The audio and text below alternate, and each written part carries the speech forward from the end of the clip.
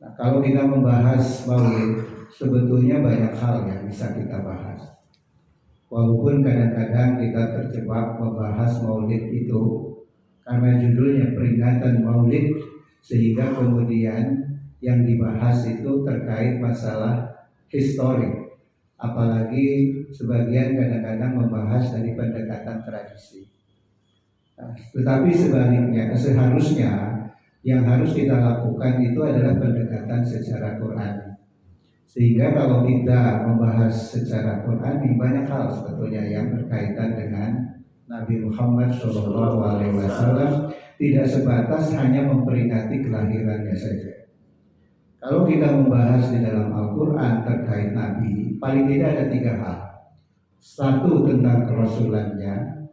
Yang kedua, tentang risalahnya. Dan yang ketiga, tentang umatnya. Nah, kalau kita bicara ketiga hal ini, maka semuanya akan bermuara pada peningkatan kualitas keimanan, keislaman, dan ketakwaan kita. Kita lihat misalkan kalau hal berkaitan dengan kerasulannya, maka kita akan melihat sejumlah ayat, sejumlah perintah dari Allah kepada kita yang seyogianya itu secara terus-menerus bisa kita kaji dan kemudian akan meningkatkan kualitas keimanan dan keislaman serta ketakwaan kita. Yang pertama, kalau kita bicara kerasulan Nabi Muhammad SAW, maka paling tidak ada perintah Allah kepada kita itu 4 hal. Yang pertama, kita wajib mengimaninya ya sebagai Rasul. Di dalam Quran surat Al-Fat ayat ke-28 di sana disebutkan Muhammad Rasulullah. Muhammad itu adalah Rasul Allah. Walladzina ma'ahu asyidda'u 'alal kufar ruhama'u bainahum. Jadi Nabi Muhammad itu ditegaskan bahwa bukan hanya sebagai nabi, tetapi juga sebagai rasul. Di ayat berikutnya ditegaskan walladzi arsala rasulahu, dan dialah Allah yang telah mengutus rasulnya. Siapa dia? Itu kembali kepada Nabi Muhammad. Jadi yang pertama yang harus kita lakukan terkait hikmah daripada peringatan Maulid ini adalah meningkatkan keimanan kita akan kerasulan Nabi Muhammad SAW. Dan ini tidak boleh tidak. Mengapa? Karena ini adalah bagian dari pokok ajaran Islam. Syarat seseorang itu bisa dikatakan muslim manakala dia bersyahadat. Satu, tauhid kepada Allah, dan yang kedua adalah meyakini bahwa Nabi Muhammad adalah utusan Allah. Bunyal Islamu ala khamsin. Islam itu dibangun atas 5 perkara. Dan yang pertama, yang paling penting, yang utama dan yang utama adalah syahadatu an la ilaha illallah wa anna Muhammadan Rasulullah. Jadi inilah yang pertama yang harus kita maknai dari Maulid Nabi itu, meningkatkan keimanan kita akan kerasulan Nabi Muhammad SAW.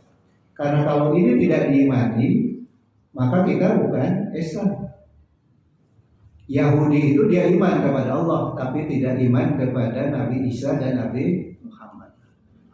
Kristen atau Nasrani itu iman kepada Allah, tetapi tidak mengimani kepada Nabi Muhammad. Jadi syarat kita menjadi muslim itu salah satunya adalah mengimani kerasulan Nabi Muhammad SAW. Ini yang pertama.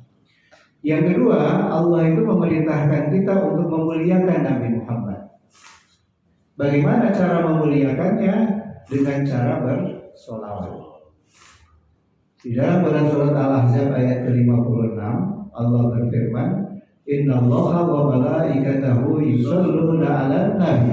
Sesungguhnya Allah dan para malaikat itu bersolawat kepada Nabi.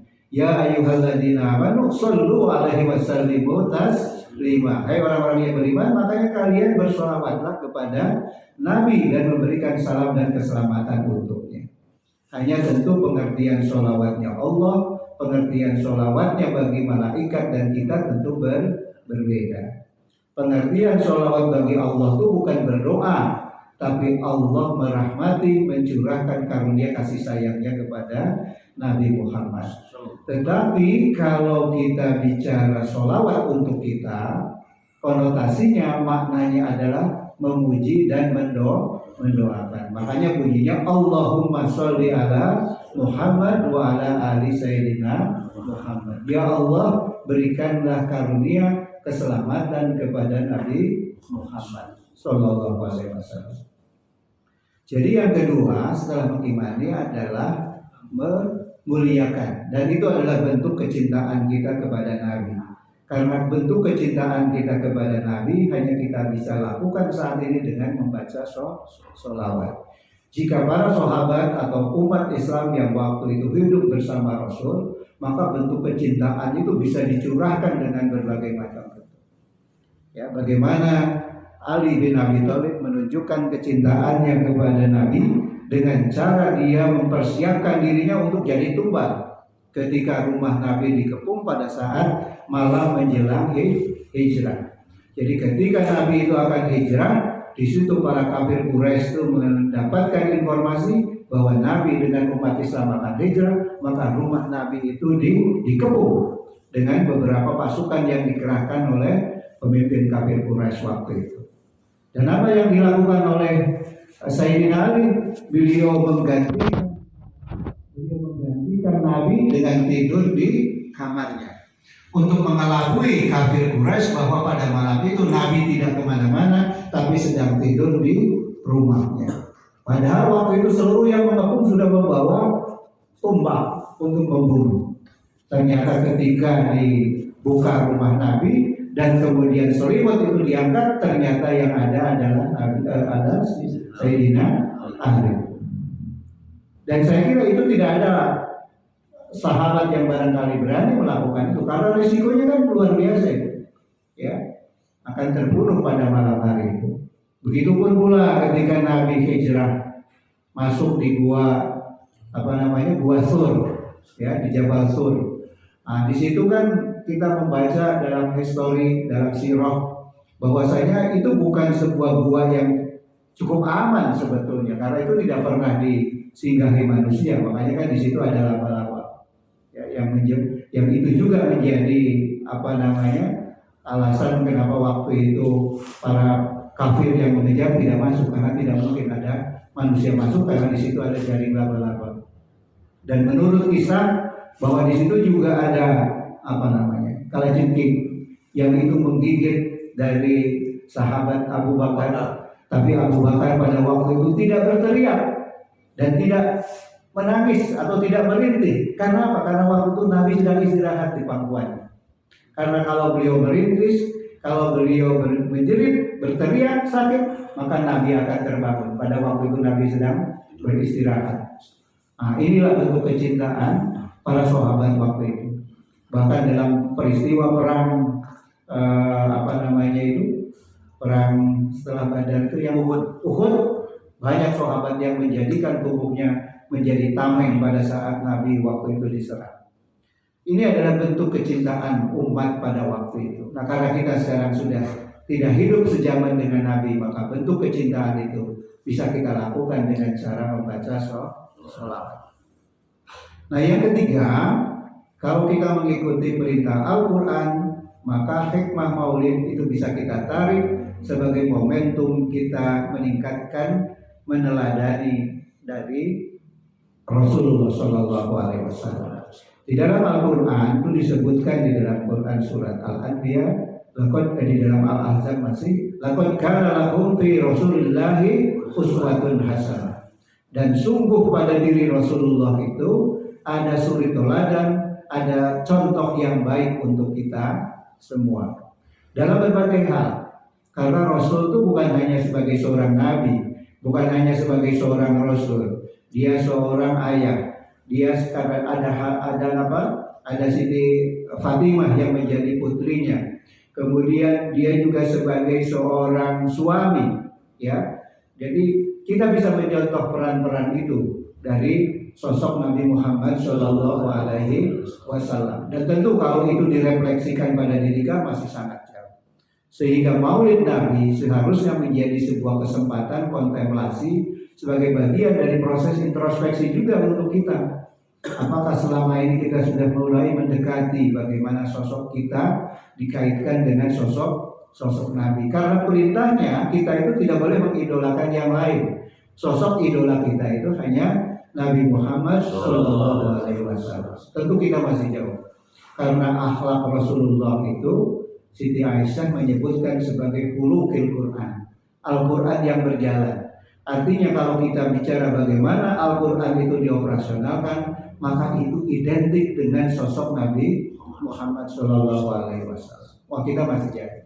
Tetapi begitu karena masalah jauh inilah, maka seyogianya di dalam setiap kesempatan kita maulid, kita sedikit demi sedikit mengambil pelajaran dan kemudian kita mencoba mengimplementasikan pada diri kita. Nah, yang keempat, ya, dalam kaitan dengan perintah Allah terhadap kenabian atau kerasulan Nabi Muhammad SAW itu, maka perintahnya adalah mentaatinya, mengimaninya, memuliakannya, meneladaninya, dan mentaatinya. Dalam Quran surat An-Nisa di sana disebutkan, ya, dan ini ayatnya banyak sebetulnya. Atiullaha wa atiur rasul wa ulil amri minkum. Dan taatlah kalian kepada Allah dan taatlah kalian kepada Rasulullah. Ya. In kuntum tuhibbunallah fattabi'uni yuhibbukumullah. In kuntum tuhibbunallah, jika kamu merasa mencintai Allah, fattabi'uni, maka ikutilah aku, yuhibbukumullah, pasti kamu akan dicintai oleh Allah. Jadi kalau kita merasa mencintai Allah, maka caranya adalah mentaati kepada Nabi. Karena dengan cara kita mentaati kepada Nabi, maka pasti Allah akan mencintai kita. Jadi Allah dengan Nabi itu bukan sesuatu yang berbeda. Jadi kalau kita ingin mencintai Allah, maka jalannya A. Kalau kita ingin mencintai Nabi, maka jalannya B. Tidak, itu jadi satu kesatuan. Kalau kita mencintai Allah secara vertikal, maka secara horizontal kita harus mengikuti Nabi. Nah, inilah 4 hal yang kalau kita bicara maulid bisa kita lakukan sebagai upaya perbaikan. Mengimani, memuliakan, kemudian meneladani dan mentaati. Ini bagian pertama yang bisa kita lihat. Nah, bagian yang kedua yang harus kita lihat dalam kaitan dengan Nabi, Al-Quran itu menyebutkan bukan hanya kepada sosok pribadinya yang harus kita ikuti, kita muliakan, kita teladani, dan kita imani, tetapi juga Al-Quran menyebutkan risalahnya. Risalah itu ajaran apa yang beliau bawa.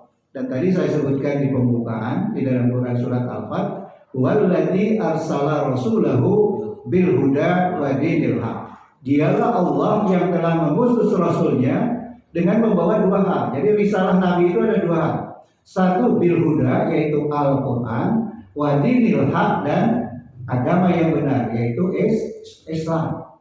Jadi maulid Nabi bukan hanya kita cerita tentang sejarah, tetapi kita bercerita mengenai apa yang dibawa oleh Nabi.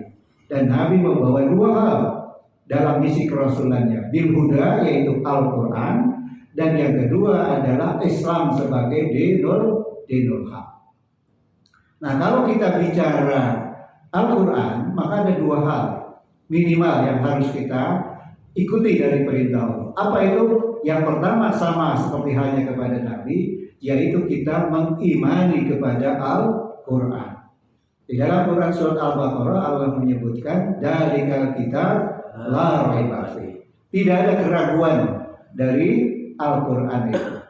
Dan Allah sudah tantang siapapun yang ragu, silakan buat aja satu surat semisal Al-Quran. Fa in kuntum fi raibin mimma nazzalna ala abdina fa'tu bi suratin min mislihi. Dan sekiranya kamu ragu terhadap apa yang aku turunkan kepada hambaku, fa'tu bi suratin min mislihi, maka buat aja satu surat semisal Al-Quran. Dan 14 abad yang lalu tantangan itu sudah diberikan kepada siapapun dan tidak ada pernah yang bisa membuatnya. Jadi yang pertama yang harus kita lakukan terhadap apa yang dibawa oleh Nabi, yaitu Al-Quran, adalah mengimaninya. Yang kedua adalah mengoperasionalkan Al-Quran itu. Mengoperasionalkan itu artinya menjalankan apa yang menjadi fungsi dari Al-Quran. Dan Al-Quran itu ada 3 fungsi dasarnya. Ini yang sering saya sampaikan dalam kesempatan Ramadan, khususnya menjelang kita nuzulul Quran. Syahrul Ramadan alladzi unzila fihil Qur'an. Al-Qur'an ini diturunkan di dalam bulan Ramadan untuk 3 hal yang utama. Apa itu? Pertama adalah hudal linnas. Al-Qur'an itu adalah sebagai petunjuk. Nah, sekarang apakah Al-Qur'an sudah jadi petunjuk kita apa? Belum. Itu seharusnya menjadi introspeksi juga ketika kita bicara Maulid Nabi. Karena perintahnya Al-Quran itu harus jadi petunjuk. Kalau kita ingin menjadikan Al-Quran sebagai petunjuk, kira-kira harus bagaimana? Dibuka dan dibaca. Tidak mungkin Al-Quran jadi petunjuk kalau tidak pernah dibuka dan dibaca. Sekarang Bapak Ibu, Bapak-Bapak sekalian, sama seperti saya punya ini di handphone, mungkin punya yang disebut Google Map. Dan Google Map ini fungsinya adalah menjadi petunjuk kita manakala kita akan menuju pada satu tempat di mana kita tidak tahu kemana petunjuk arah tempat itu. Kita misalkan mau pergi ke satu tujuan, kita buka, kita ketik tempatnya, kemudian kita buka dan kita baca. Itu akan menuntun kita pada tempat yang kita tuju. Kira-kira kalau Google Map ini ada di handphone Bapak dan Ibu, dan sudah pasti ada, tidak dibuka dan tidak dibaca, kira-kira bisa menjadi petunjuk kah untuk kita bisa sampai pada? Tidak akan. Ya, tetap saja ada di dalam handphone kita fungsi aplikasi itu, tapi tidak jadi petunjuk karena tidak kita buka dan tidak kita baca. Al-Quran juga demikian. Tidak akan jadi petunjuk kalau hanya menjadi penghias dari lemari di rumah kita. Al-Quran tidak akan jadi petunjuk manakala hanya disimpan saja di depan atau di lemari atau di meja kita. Jadi Al-Quran hanya akan menjadi petunjuk manakala kita buka dan kita baca. Lebih jauh sebetulnya Al-Quran bukan hanya jadi petunjuk, tapi apa? Wa bayyinatin minal huda, dan sebagai bayan, sebagai penjelasan. Apa perbedaan petunjuk dengan penjelasan? Ya, sudah pasti gampang kita pahami. Petunjuk itu informasi singkat. Tetapi kalau yang namanya bayan, penjelasan, informasi detailnya. Al-Quran bukan hanya satu perintah yang harus kita ikuti, di mana perintah itu jelas untuk kita ikuti, tetapi Al-Quran pun menjelaskan hal-hal yang barangkali disebutkan di dalam ayat-ayat sebelumnya atau di dalam kitab sebelumnya. Jadi adalah penjelasan. Nah, kalau penjelasan maka tidak cukup hanya dibuka dan dibaca, tapi harus ditelaah, didalami, ditadaburi. Dan barangkali pada level itu kita belum mampu, sehingga disitulah seharusnya kita berguru. Ada orang yang mengajari, makanya ada ilmu tafsir, ada ahli menafsirkan, ada mufassir. Itu semua adalah untuk menjadikan Al-Quran sebagai bayan. Dan yang ketiga, Al-Quran itu harus menjadi furqan, wal furqan, menjadi pembeda. Dan syarat atau Al-Quran itu akan menjadi pembeda manakala bukan hanya dibaca, bukan hanya ditadaburi, bukan hanya didalami, ditelaah, direnungkan, tetapi Al-Quran hanya menjadi furqan manakala kita amalkan. Kita bisa melihat seorang wanita ini muslimah apa bukan, manakala dia mengamalkan apa yang diperintahkan Allah untuk seorang wanita. Oh, dia berkerudung, akhlaknya sesuai dengan apa yang diperintahkan Allah, dia muslimah. Dia tidak berkerudung, dia tidak menjalankan apa yang diperintahkan syariat, maka boleh jadi dia bukan seorang muslim. Dia pergi ke masjid, yang lain ini tidak, terlihat bedanya. Ya, jadi perbedaan itu, furqan itu terjadi manakala Al-Quran diamalkan. Jadi Al-Quran itu harus kita baca, kemudian kita telaah, kita dalami, kita renungkan sehingga kita paham, dan yang terakhir kita harus amalkan. Nah, ini berkaitan dengan risalah Nabi, berkaitan dengan Al-Quran. Kita mengimaninya, dan yang kedua memfungsikannya. Yang kedua, Allah itu membekali Nabi bukan hanya bil huda, tetapi apa? Wahdinil haq, agama yang hak. Apa yang harus kita lakukan terhadap Islam itu? Sama seperti kepada Nabi, sama seperti kepada Al-Quran. Yang pertama dan yang utama adalah kepada Al-Islam, kita harus mengimaninya sebagai agama yang benar di sisi Allah Subhanahu wa ta'ala. Inna dina indallahil Islam. Itu dalam Quran surat Al-Imran ayat ke-19. Sesungguhnya agama yang diterima oleh Allah, sesungguhnya agama yang benar di sisi Allah adalah Islam. Dan yang kedua, kita itu tidak boleh hanya merasa cukup ketika kita sudah menjadi Islam, tetapi Islam yang diperintahkan kepada kita itu Islam yang bagaimana? Islam yang kafah. Udhulu fisilmi kafah. Maka peristiwa Maulid itu seharusnya menjadi introspeksi juga untuk kita.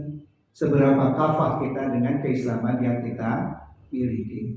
Makanya dari Maulid ke Maulid seharusnya menjadi pembelajaran untuk kita terus meningkatkan keislaman kita. Inilah yang saya maksud tadi di dalam pembuka, bahwa Maulid itu jangan hanya sebagai sebuah peringatan yang hanya kita ingati dari peristiwa kelahiran Nabi semata, tetapi menjadi bagian dari proses peningkatan keimanan dan keislaman serta ketakwaan kita.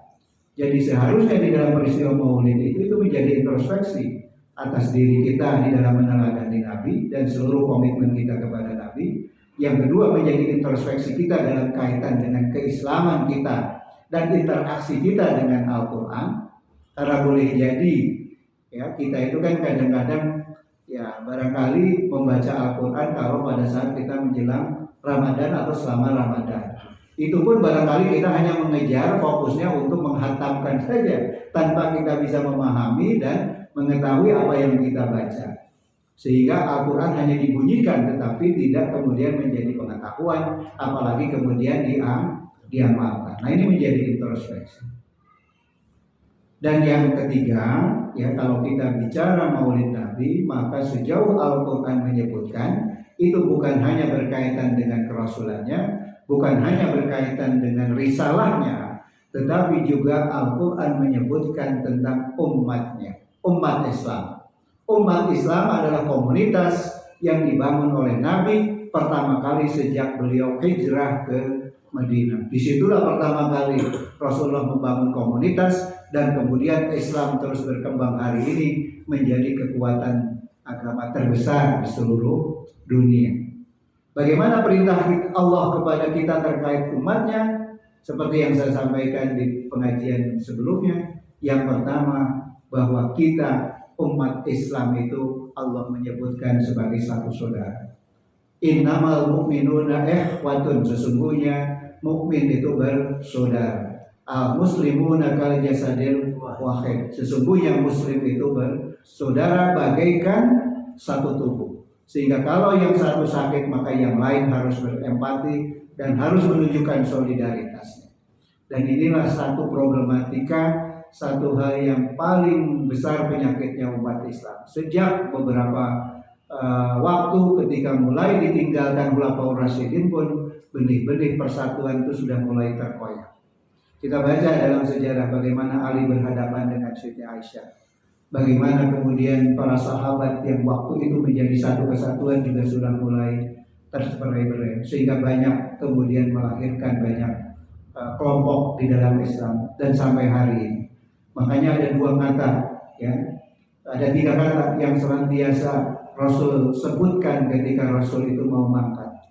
Kata yang pertama adalah as-sholat, as-sholat, as-sholat. Karena itulah ibadah yang utama yang tidak boleh kita tinggalkan. Yang kedua yang disebutkan Nabi ketika mau menjelang beliau mangkat itu adalah an-nisa, an-nisa, an-nisa, wanita. Karena kita bisa lihat bagaimana wanita itu bisa menjadi problem besar kalau kita sebagai seorang ayah, sebagai seorang suami. Karena itu yang bisa menyelamatkan kita, tapi kalau kita salah itu juga bisa mencelakakan kita. Dan yang ketiga adalah ummati. Jadi bagaimana Nabi sudah bisa membayangkan bahwa umat Islam itu punya kekuatan besar, tetapi kekuatan itu ibarat buih di lautan, tidak punya impact. Ya, dan kita bisa melihat bagaimana sekarang umat Islam sebagai umat terbesar, tetapi Israel yang begitu kecil dibandingkan dengan seluruh kekuatan Islam tidak bisa diusir dari tanah Palestina, bahkan dengan semena-mena menghabisi, melakukan genosida kepada umat Islam kita di Palestina, dan negara-negara di sekitarnya hanya berdiam saja menyaksikan, ya, hanya karena merasa bahwa mereka tidak menjadi satu kesatuan dengan membantu negara lain yang sekarang secara langsung membantu mereka. Nah, inilah problem yang kita lihat di umat Islam sekarang ini. Barangkali kalau kita bicara pada konteks global terlalu jauh, tapi mari kita sama-sama dalam lingkungan yang lebih kecil, kita membangun satu kesatuan yang utuh sebagai sesama Muslim. Dan yang kedua, yang lebih berat dari itu, bahwa Allah memerintahkan kepada kita ini untuk menunjukkan bahwa kita itu adalah umat terbaik. Kuntum khairu ummatin ukhrijat linnas. Kamu ini adalah umat terbaik yang dilahirkan oleh Allah untuk manusia. Jadi itu adalah sebuah pesan yang Allah harus tunjukkan bahwa umat Islam itu adalah umat yang terbaik. Nah, kalau kita lihat sekarang, apakah umat Islam sudah jadi umat yang terbaik? Kayaknya masih jauh. Ya, kalau kita berbagai ukuran kita gunakan dari sisi kemajuan, apakah negara-negara Islam lebih maju dibanding dengan non-Islam? Dari sisi keadilan, apakah di negara Islam jauh lebih adil ketimbang negara-negara lain? Dari kedisiplinan, dari kebersihan, ya, dari berbagai macam ukuran. Kadang-kadang negara-negara Islam justru terbelakang. Penonton sepak bola itu mayoritas Islam, tapi yang mendapat pujian justru orang Jepang itu yang mengambil sampah-sampah itu. Ya, kita itu jelas memerintahkan bahwa yang namanya kebersihan itu bagian dari keimanan. Tapi coba Pak Yanto ya sudah ke tanah suci. Aduh, joroknya bukan main. Apalagi kalau sudah berada di tempat yang ramai ya, di Mina ya, itu kadang-kadang ketika kita jalan kotoran manusia ada di pinggir kiri kita. Jadi mereka yang yang buang kotoran ya di jalan itu, dan yang namanya plastik, yang namanya sampah di mana-mana. Padahal Allah menyebutkan kuntum khairu ummatin, itu adalah umat yang terbaik. Jadi satu pesan yang Allah titipkan pada kita yang harus menjadi introspeksi sekaligus menjadi perbaikan itu banyak hal sebetulnya kalau kita bicara Maulid Nabi.